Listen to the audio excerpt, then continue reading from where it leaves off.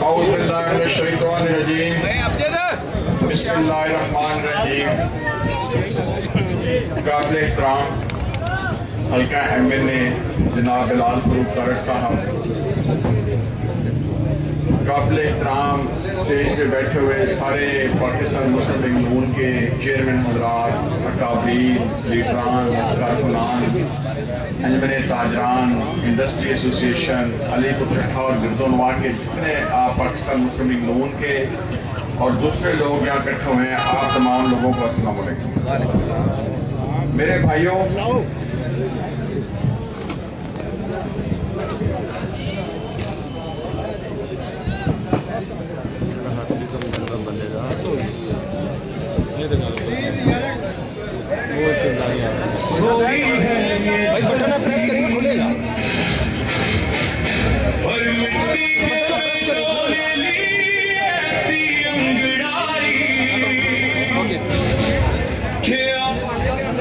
میرے بھائیوں،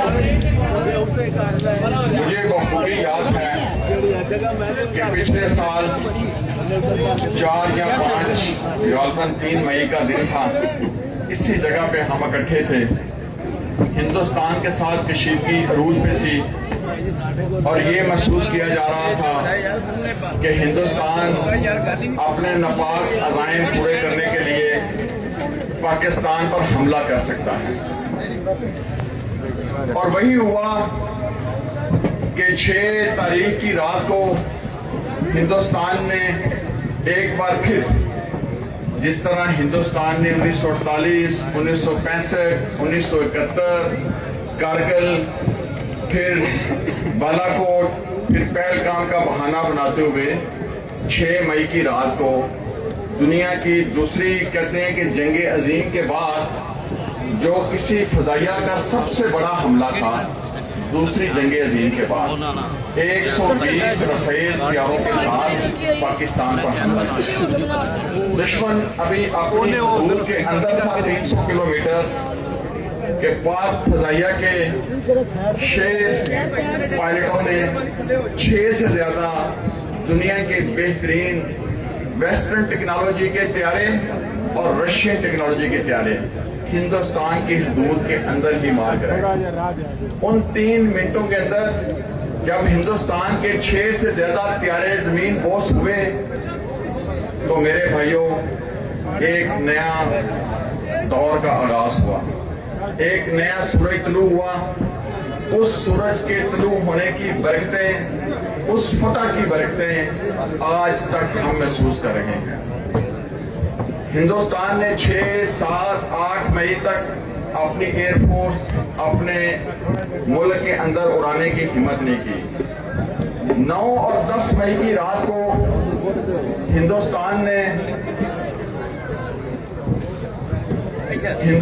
نے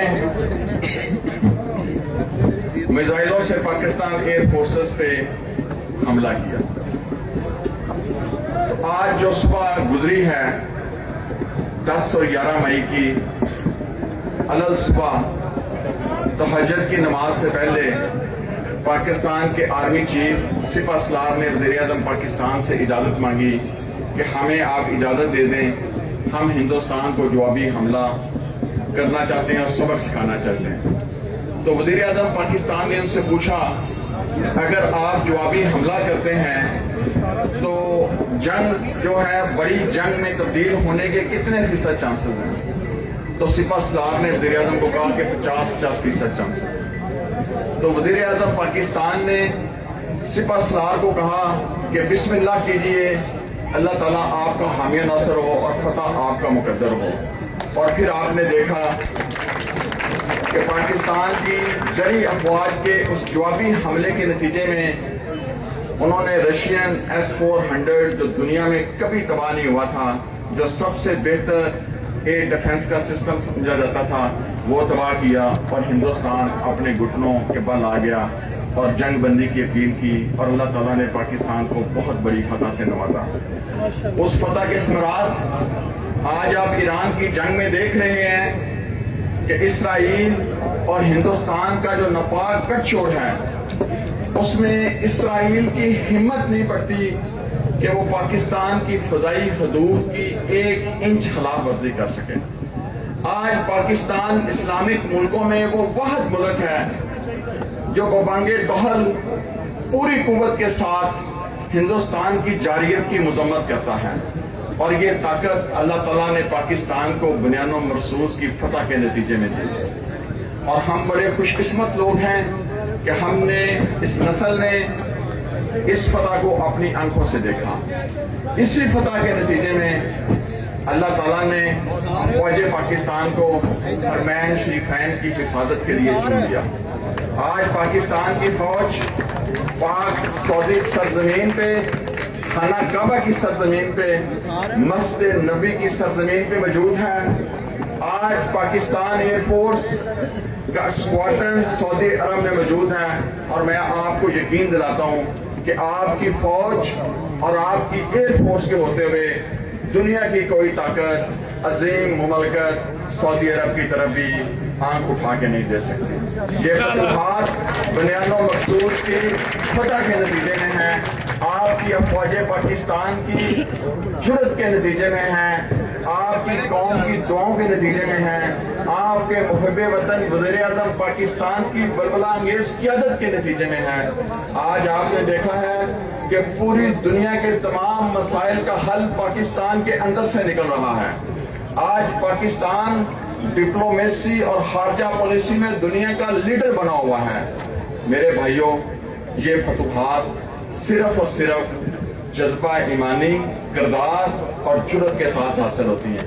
ہم نے اس فتح کو مستقل فتح میں تبدیل کرنا ہے، اور یہ مستقل فتح میں صرف اسی وقت تبدیل ہوگی جب ہم سب مل کر پاکستان کی ترقی کے لیے، بہتری کے لیے اپنا کردار ادا کریں گے، اور اس میں سب سے بڑی ذمہ داری حکومت وقت پہ ہوتی ہے۔ ہم نے اپنے تعلیمی اداروں کو بہتر کرنا ہے، ہم نے ہندوستان کو اس کی یونیورسٹیوں میں شکست دینی ہے، اس کے تعلیمی اداروں میں شکست دینی ہے، ہمارے تاجروں نے ان کے تاجروں کو شکست دینی ہے۔ جب تک ہماری ایکسپورٹس ہندوستان سے زیادہ نہیں ہوں گی، جب تک ہماری ریمیٹنسز ہندوستان سے زیادہ نہیں ہوں گی، جب تک ہم سائنس اور ٹیکنالوجی کے میدان میں ہندوستان کو شکست نہیں دیں گے، ہمیں پاکستان کی آزادی کا تحفظ مکمل ہمارا نہیں ہوگا۔ تو آئیے آج عہد کریں کہ ہم سب اپنی زندگیوں میں مل کر دیانتداری سے، محنت سے پاکستان کا نام روشن کریں گے، اور افواج پاکستان کی دل و جان سے عزت کریں گے۔ ہمارے گرد و نواح میں جہاں جہاں آپ کسی شہید کی فیملی کو ملیں، میرے بھائیوں، اس شہید کی فیملی، اس کے والدین، بھائیوں، بزرگوں، اہل خانہ کے ہاتھ چومیں، اپنی عقیدت کا اظہار کریں۔ جہاں آپ افواج پاکستان کے جری سولجرز کو، فوجیوں کو دیکھیں، ان کو عزت اور احترام سے پیش آئیں۔ یہی فتح مند قوموں کا، باکردار قوموں کا اور محب وطن قوموں کا آگے بڑھنے کا طریقہ ہوتا ہے۔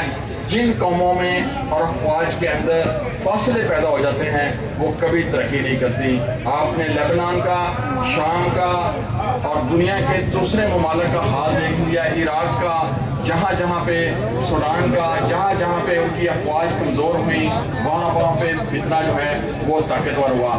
آئے سب مل کے ہاتھ اٹھا کے افواج پاکستان کے ساتھ اپنی یکجہتی کا اظہار کریں۔ پاکستان، سپاسلار پاکستان، وزیر اعظم پاکستان، پاکستان، اللہ آپ کو حامی نصر۔